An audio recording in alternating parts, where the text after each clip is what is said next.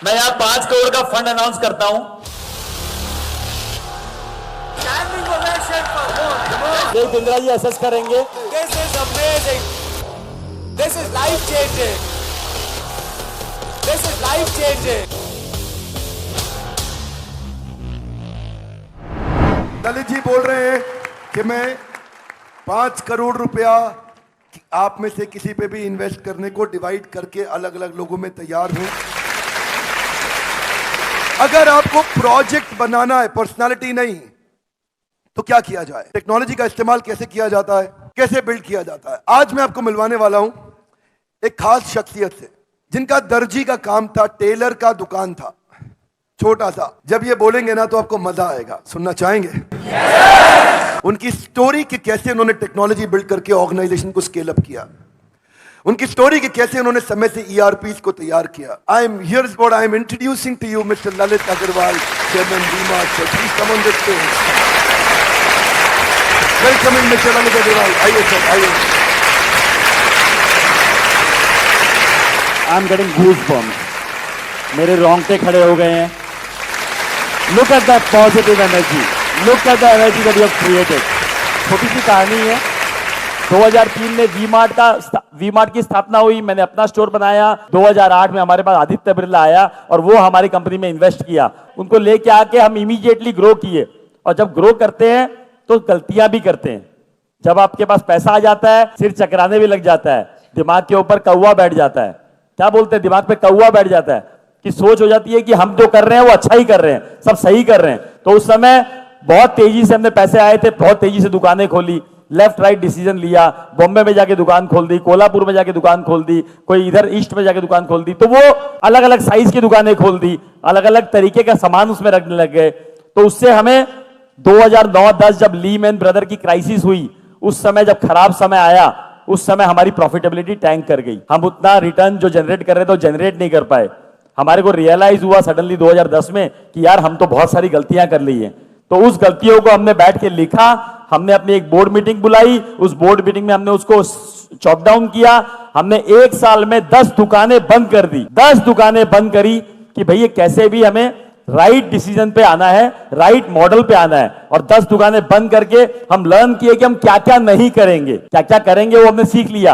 अब क्या क्या नहीं करेंगे उसके भी स्टेप्स बनाए कि हम ये नहीं करेंगे। जितनी हमारी पहुंच है वहीं तक दुकान खोलेंगे, जितनी बड़ी दुकान चला सकते हैं उतनी ही बड़ी खोजेंगे, जितना पैसा लगा सकते हैं उतना ही लेंगे, उससे ज्यादा उधार पे लेंगे ही नहीं। हमने ये थॉट बनाया कि हम छोटे शहरों में जाएंगे, तो कैसे इसको कन्वर्ट किया जाए, कैसे छोटी शहर में दुकान खोला जाए, वहां के लॉ एंड ऑर्डर सिचुएशन को कैसे डील किया जाए, वहां तक माल कैसे पहुंचाया जाए, वहां मैनेजमेंट कैसे हैंडल किया जाए। ये सोच में आया कि मैनेज कैसे करेंगे, कर तो लेंगे इतनी दूर के शहर में, कौन चलाएगा उस दुकान को, कौन बनाएगा वहां पर, कैसे प्रॉपर्टी मिलेगी, कैसे हिसाब रखा जाएगा, कैसे इन्वेंट्री मेंटेन होगी, कैसे पता लगेगा ग्राहक को क्या चाहिए, कैसे पता लगेगा क्या माल वहां पड़ा हुआ है, कितना चोरी हो गया, कितना बिक गया, कितना पड़ा है, कितना बेचना है।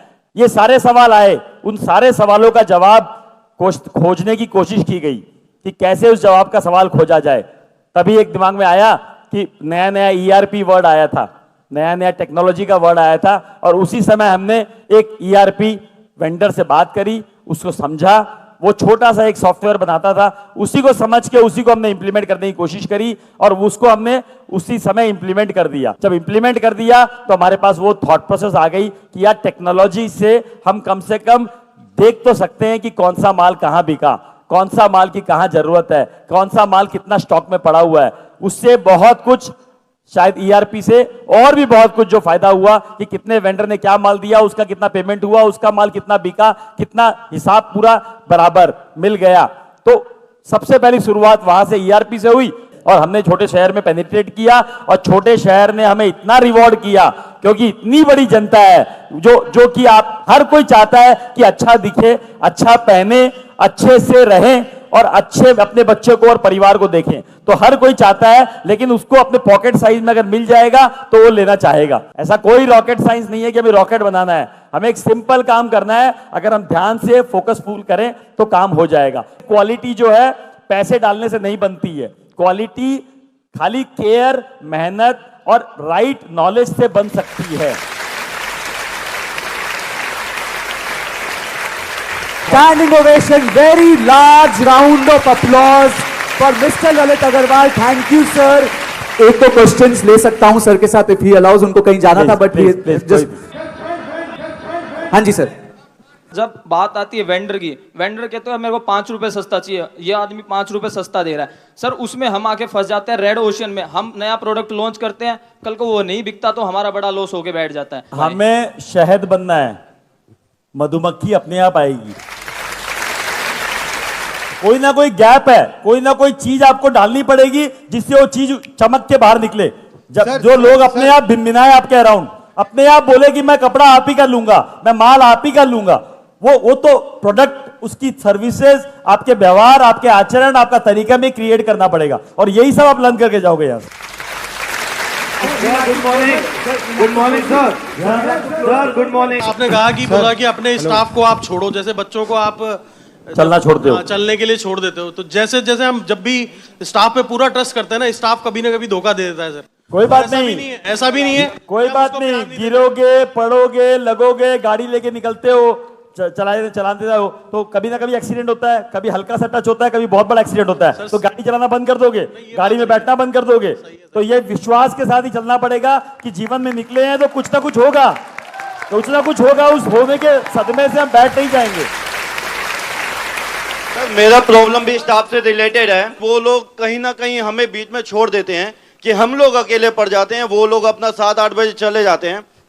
मेरा मैन्युफैक्चरिंग बिजनेस है तो हमें लोडिंग भी करवानी पड़ती है और हमें सब करना पड़ेगा। 10 बजे तक शुरुआत में सारे काम करने पड़ेंगे। 100 बार टेम्पो में बैठ के डिलीवरी देके आया हूं, 100 बार। मैं यहाँ 5 करोड़ का फंड अनाउंस करता हूं। This is amazing. This is life changing. This is life changing.